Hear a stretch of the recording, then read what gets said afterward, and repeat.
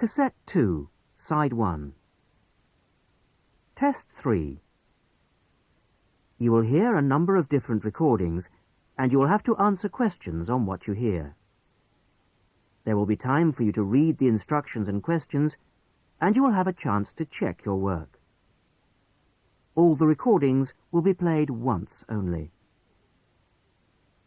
The test is in 4 sections. Write all your answers in the listening question booklet. At the end of the test, you will be given 10 minutes to transfer your answers to an answer sheet. Now turn to Section 1.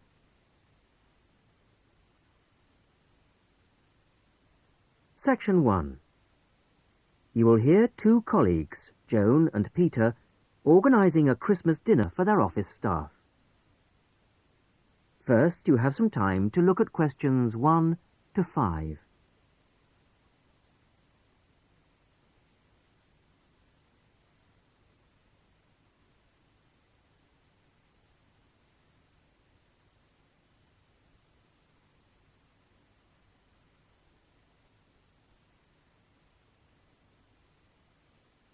You will see that there is an example which has been done for you. On this occasion only, the conversation relating to this will be played first. Right. Let's try and get it sorted out today, so we don't have it hanging over us, okay? Good idea. I'll take notes. First thing, numbers. Have we got anything definite? Well, I've been working it out, and I think 40 to 43. Shall we put 45 to be on the safe side? Yep, fine. Joan and Peter agree that 45 is a safe number to book for, so 45 is written as the answer. Now we shall begin. You should answer the questions as you listen, because you will not hear the recording a second time. Listen carefully to the first part of the conversation and answer questions 1 to 5. Right. Let's try and get it sorted out today, so we don't have it hanging over us, okay? Good idea. I'll take notes. First thing, numbers. Have we got anything definite? Well, I've been working it out, and I think 40 to 43. Shall we put 45 to be on the safe side? Yep, fine. Dates. Well, that's straightforward. The last working day before Christmas, which is... Which is December the 21st. Which is going to be pretty difficult to book at Christmas. So we'd better think of 2 or 3 places, just to be on the safe side. Well, last year's was hopeless. The Red Lion, wasn't it? Yeah. We ought to go for something more expensive, 'cause You gets what you pay for. That new Indian restaurant in Weatherfield is supposed to be excellent. The Rajdoot. Oh, how do you spell that? Rajdoot. It's bound to be packed. Well, let's put that down as the first choice and have some backups. What about the Parkview Hotel as a second choice? Yes, that's always reliable. Parkview Hotel. And the London Arms, in case. London Arms? I'll call them now if you want. No, I'll do it, Joan. You're really busy. Oh, have you got the numbers? Not for the Rajdoot, but... right, Parkview Hotel. 777192. And London Arms 208657. Great. Before I ring, we'd better just make sure they're within the price range. Up to £15 a head? I think you'll find some people won't be able to go that high. Well, you can't get anything decent under £10. OK. We'll say 12. OK. And we'd better make sure there's good vegetarian food. And a non-smoking section. You know what the boss is like. Don't remind me. I'll let you know as soon as I get anything. Before you hear the rest of the conversation, you have some time to look at questions 6 to 10.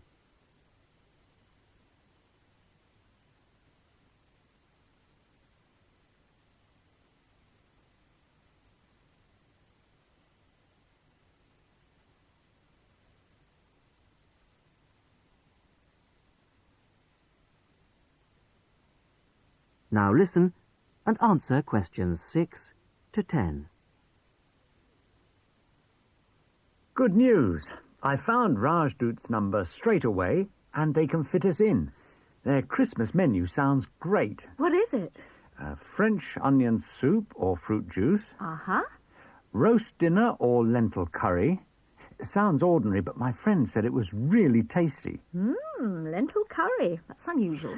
And then for dessert, there's traditional plum pudding or apple pie, plus coffee. That sounds really good for £12.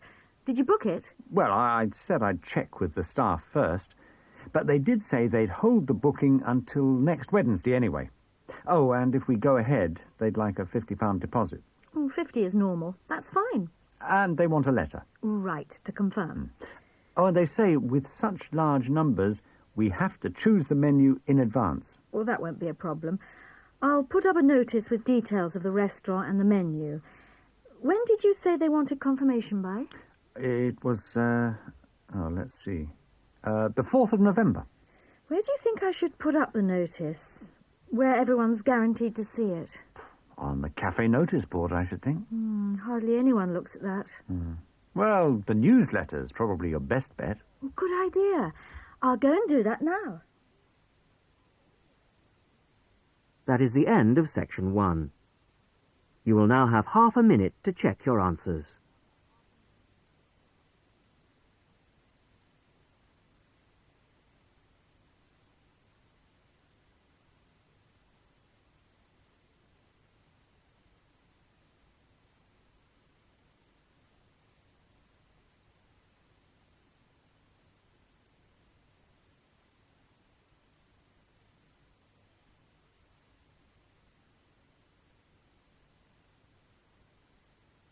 Now turn to section 2.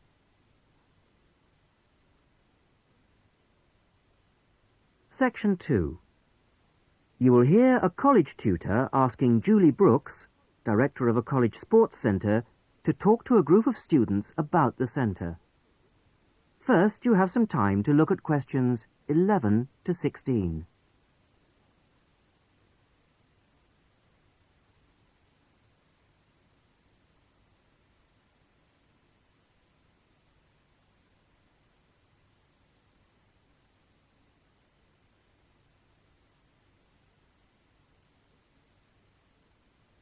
Listen carefully to the first part of the talk and answer questions 11 to 16. So, I'll hand over now to Julie Brooks. Thank you. Welcome to the Sports Centre. It's good to see that there are so many people wanting to find out about our sports facilities. First of all, membership. All students at the college are entitled to become members of the Sports Centre for an annual fee of £9.50. To register with us and get your membership card, you need to come to reception between 2 and 6 p.m, Monday to Thursday. I'm afraid we can't register new members on Friday, so it's Monday to Thursday, 2 to 6 at reception. Now, there are 3 things that you must remember to bring with you when you come to register. They are your union card, a recent passport-size photograph of yourself, and the fee. It doesn't matter whether you bring cash or cheque. We can't issue your card unless you bring all 3, so don't forget. Your union card, passport photo, and fee. Then once you've got your sports card, you will need to bring it with you whenever you come to book or use any sports centre facilities. Booking over the phone is not allowed, so you have to come here in person with your card when you want to book. Our opening hours seem to get longer every year. We are now open from 9 a.m. to 10 p.m. on weekdays and from 10 a.m. to 6 p.m. on Saturdays. For those of you who are up and about early in the morning, we're introducing a 50% morning discount this year. This is because the facilities tended to be underused in the mornings last year. It means that all the sessions will be half price between 9 a.m. and 12 noon on weekdays. Before you hear the rest of the talk, You have some time to look at questions 17 to 20.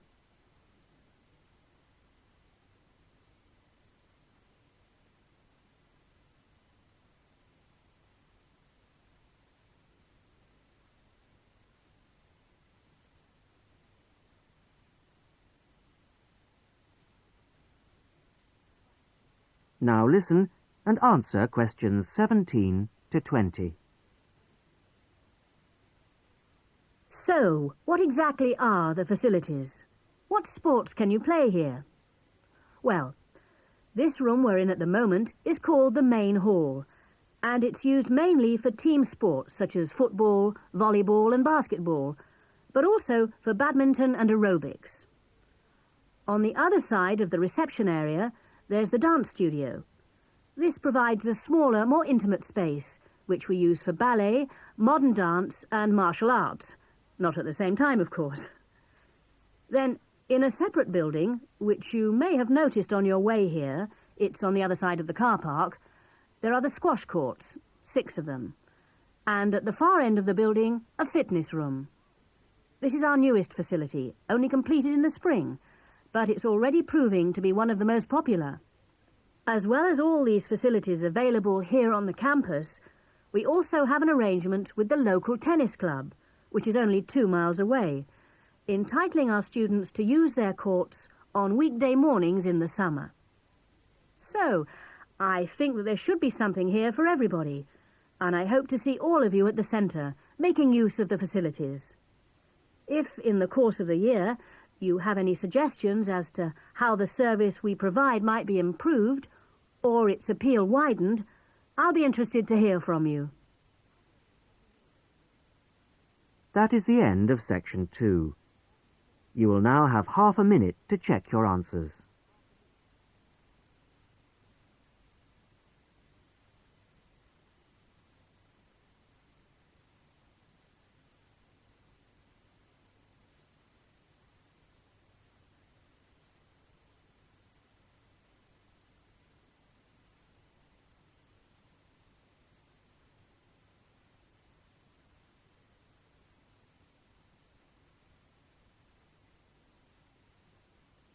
Now turn to section 3.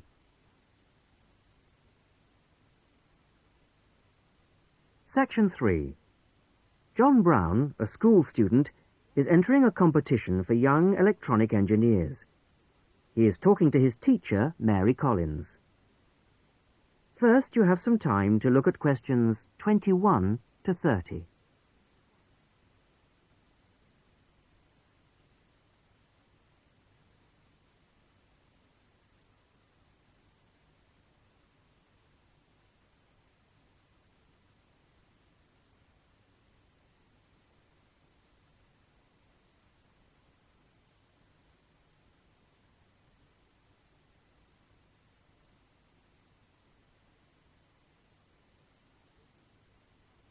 Now listen and answer questions 21 to 30.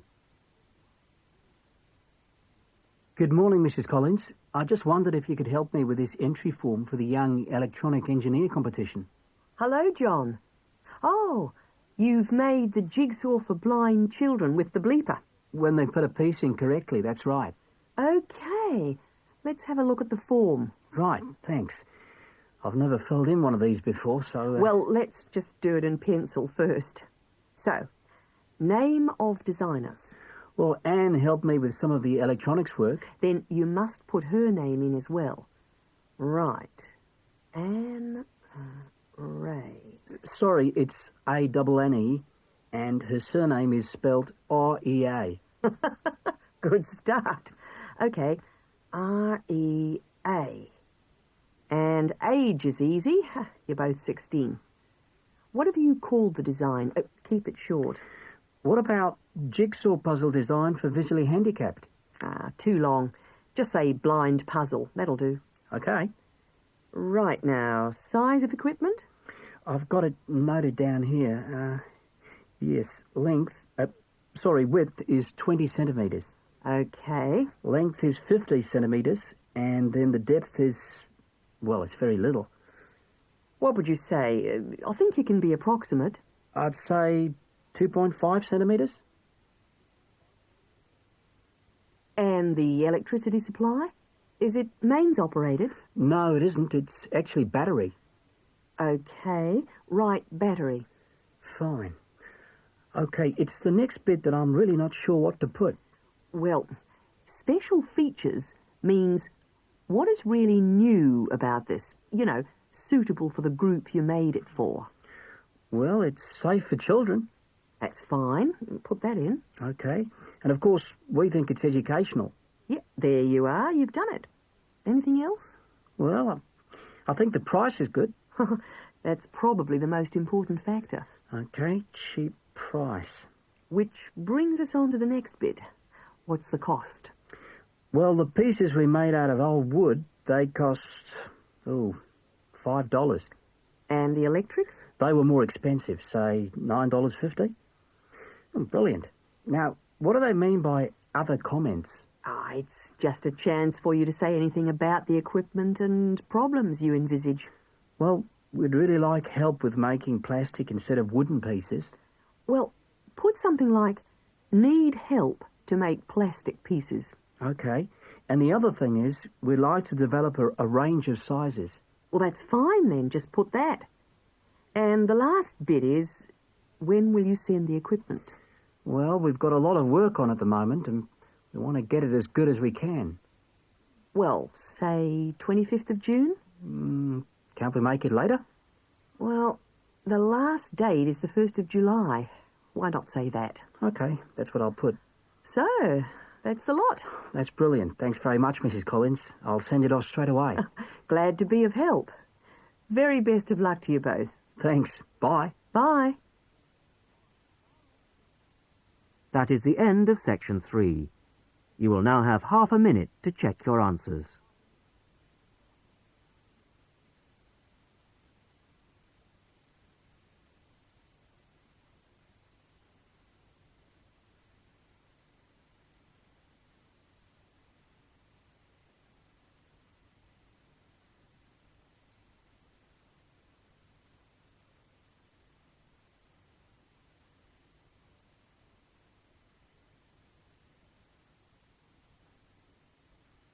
Now turn to section 4.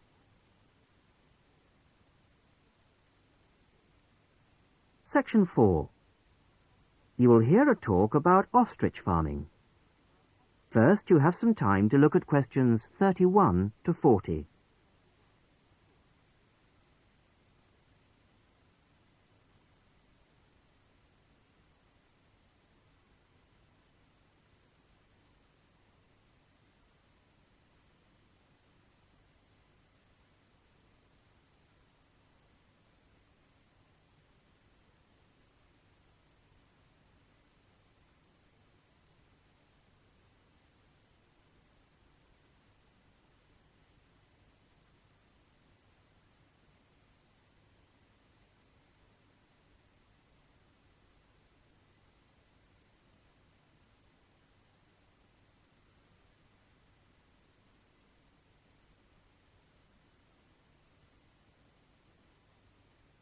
Listen carefully to the talk and answer questions 31 to 40. Today, I'd like to introduce Ted Hunter, who used to rear sheep and poultry, but who is here to tell us about a rather unusual type of livestock that he's been concentrating on in the last few years.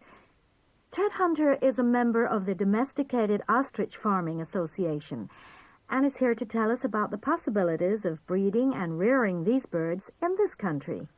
Thank you, Paula. When you look at international restaurant menus and supermarkets, they all tend to feature the same range of meats. Beef, lamb, chicken, pork, that sort of thing. But people are always interested in something different.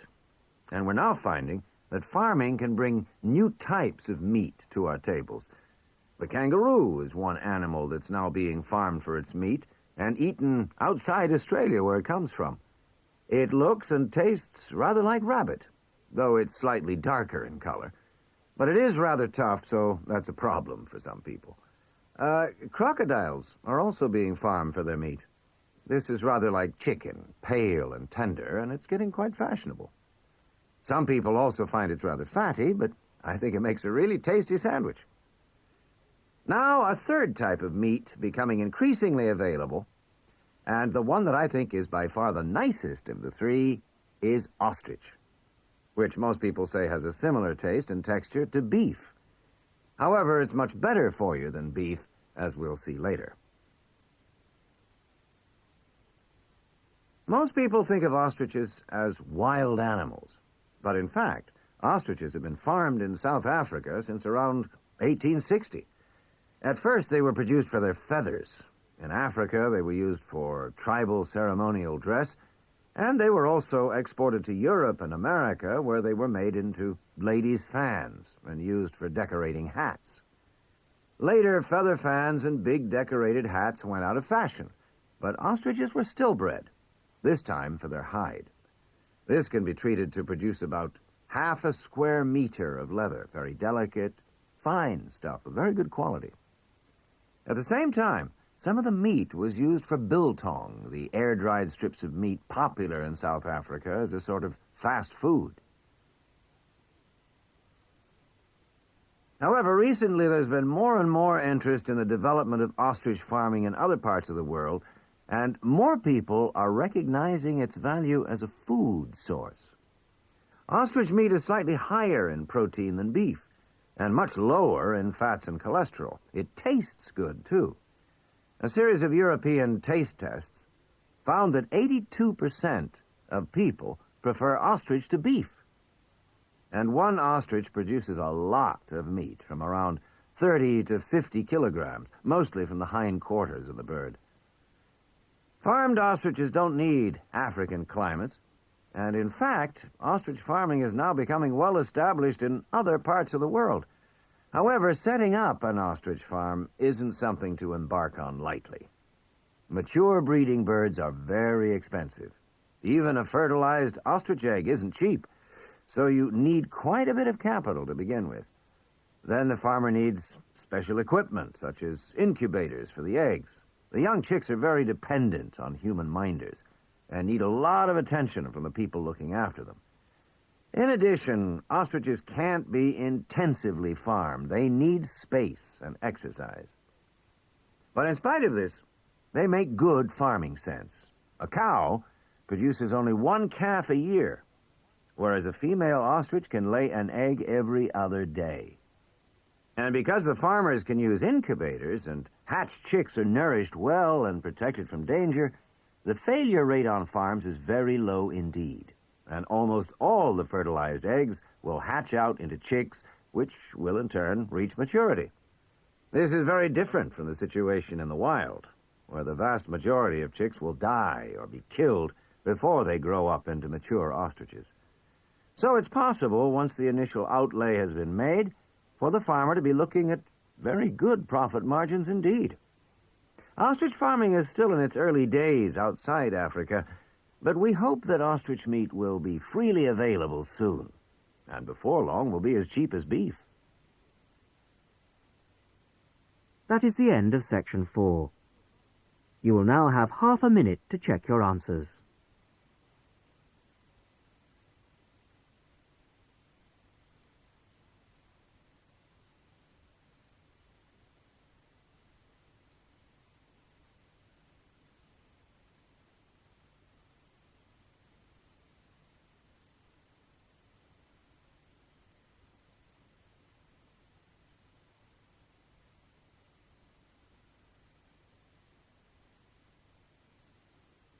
That is the end of the listening test.